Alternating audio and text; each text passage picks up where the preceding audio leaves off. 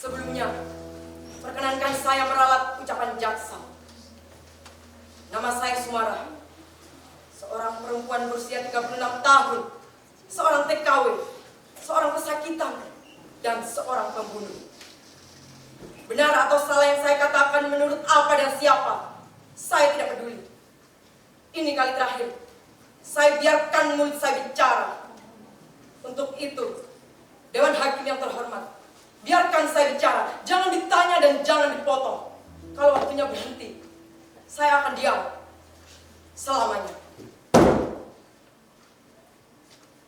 Saya tidak butuh pembela. Saya tidak butuh penasihat hukum, karena saya tidak mampu membayarnya. Saya juga tidak mau memberikan selipan uang pada siapapun untuk melicinkan pembebasan dari segala tuduhan. Semua tuduhan terhadap saya benar adanya. Segala ancaman hukum, vonis mati, saya terima tanpa pembelaan, banding atau apalah namanya. Karena kematian adalah kelahiran yang kedua.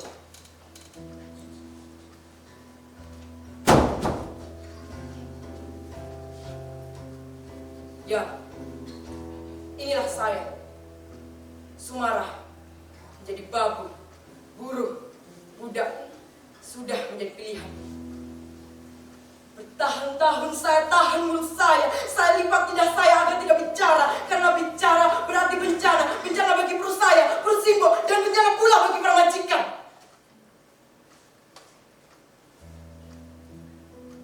Kali ini, izinkan saya mendongak dan membuka suara.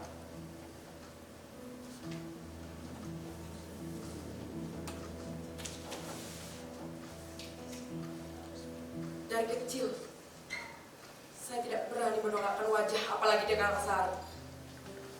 Desa tempat saya dilahirkan, orang-orang Karangsari selalu membuat saya gugup dengan bisik-bisik mereka, apalagi tatapan curiga mereka. Saya ingat, Pak Kasirin, guru madrasah saya, pernah menerangkan,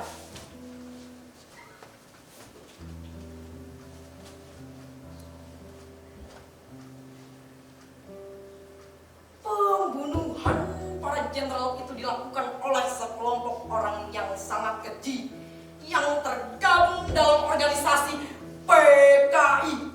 PKI itu benar-benar biadab. Untuk itu dihapus dan dilarang berkembang lagi. Seluruh antek PKI dihukum. Saya mendengarnya sambil membayangkan betapa kejinya orang-orang yang membunuh para jenderal itu. Tiba-tiba saya mendengar dari arah belakang bangku saya, sedikit berbisik, tapi jelas ku dengar.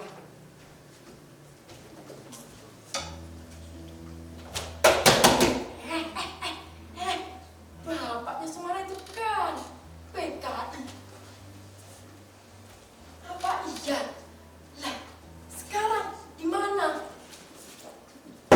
Ia sudah diciduk oleh tentara. Ia dibekuk melewati jalan desa yang sudah ramai oleh warga.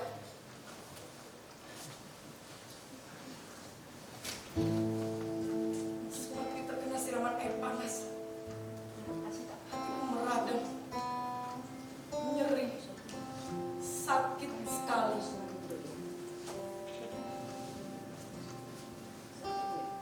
Malamnya saya teringat cerita Simbah, bahwa bapak adalah orang yang baik, tapi lugu dan bodoh.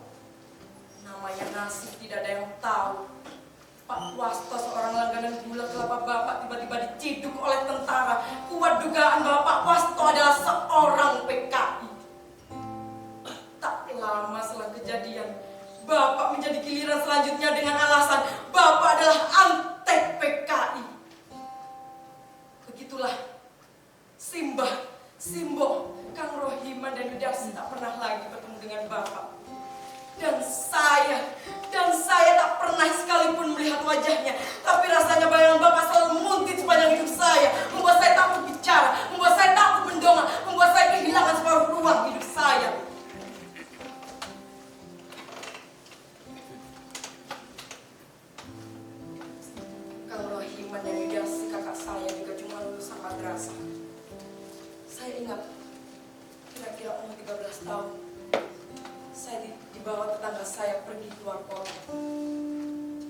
bekerja menjadi seorang babu. Bertahan 2 tahun lalu saya pulang. Saya ingin sekolah lagi. Saya tidak ingin bersebodoh bapak, simbah, atau simbok. Saya tidak ingin diperdaya orang. Kata orang, pendidikan bisa melepaskan diri dari keterjepitan. Dan saya percaya itu. Tapi kenyataannya semua menjadi beda. Ijazah saya macet ketika saya mencari pekerjaan. Pilihan pekerjaan yang layak hanya menjadi seorang babu, menjadi pembantu di rumah orang, bekerja dari subuh hingga larut malam. Mulai dari mencuci, memasak, menyuapi dan menidurkan anak majikan. Bahkan pernah disuruh manjat ke atas genteng. Pernah pada suatu saat, seluruh majikan pergi keluar kota. Kesempatan itu saya gunakan untuk istirahat tidur siang. Kesempatan yang tidak pernah saya dapatkan sehari-hari. Tanpa saya sadari, hujan turun deras sekali, membuat seluruh pakaian yang dijemur basah semua. Saya bingung dan takut. Saya tidak tahu harus berbuat apa. Ketika majikan saya pulang, bukan hanya amarah, cacian yang saya dapatkan, melainkan juga pukulan, dan gaji saya selama 2 bulan hilang untuk menebus kesalahan saya. Saya putuskan untuk pindah pulang ke kampung. Biarpun susah payah, saya terus sekolah agar nasib saya bisa menjadi lebih baik. Bahkan nilai NEM SMA saya lebih bagus dibandingkan yang lain. Tapi kebanggaan itu runtuh ketika di mana-mana saya terdepak dari pintu ke pintu, terjegal karena bayangan bapak yang terus menggelapkan nama saya.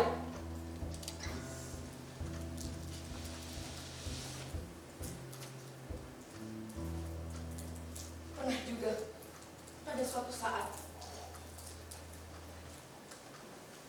saya bekerja di kota dengan juragan beras, Bu Juwarti. Selama bekerja di sana, saya berkenalan dengan seorang tentara, Mas Edi namanya. Cinta saya semakin bersemi manakala saya tahu Mas Edi juga menaruh hati pada saya. Rasanya hati saya melambung tinggi sekali. Tapi untuk kemudian terpelanting dan jatuh ke jurang yang curam, Mas Edi mundur perlahan setelah mengetahui sejarah keluarga saya. Lagi-lagi bayangan bapak selalu menggelapkan nama saya. Pahit memang. Namun saya harus tetap melanjutkan hidup saya. Melalui perantara calon, segala syarat saya penuhi.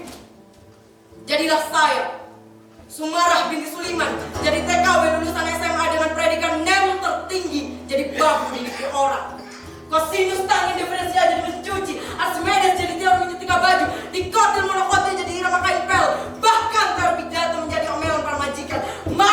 Mana cerita Pak Kasirin guru madrasah saya tentang pribadi bangsa Indonesia yang ada luhur, ramah tamah, kekeluargaan. Mana semua hanya bisa dibeli dengan uang.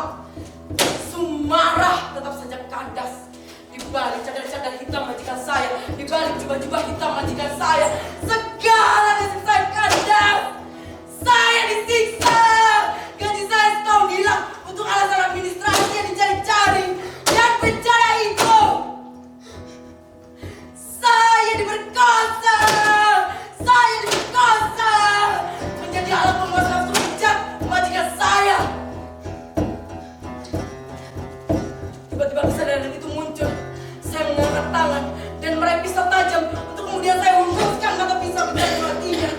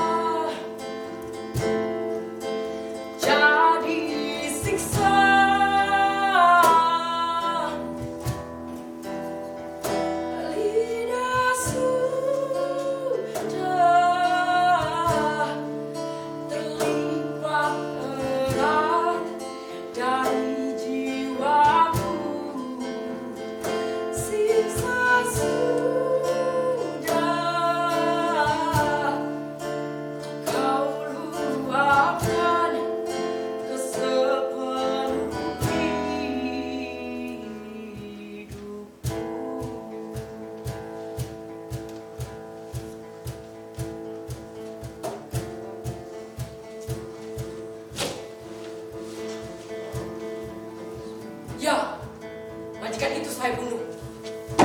Tahun-tahun saya tidak salah tapi disalahkan. Sekarang dengan berani saya berbuat salah. Dewan Hakim yang terhormat, sudah tidak ada lagi yang bisa saya percaya. Banyak orang alim dan berlaku santun, tapi kenyataannya mereka adalah bajingan yang sesungguhnya.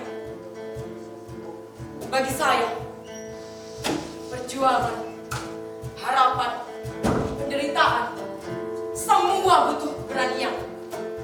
Tapi harapan menjadi penjara bagi hidup saya. Inilah saya.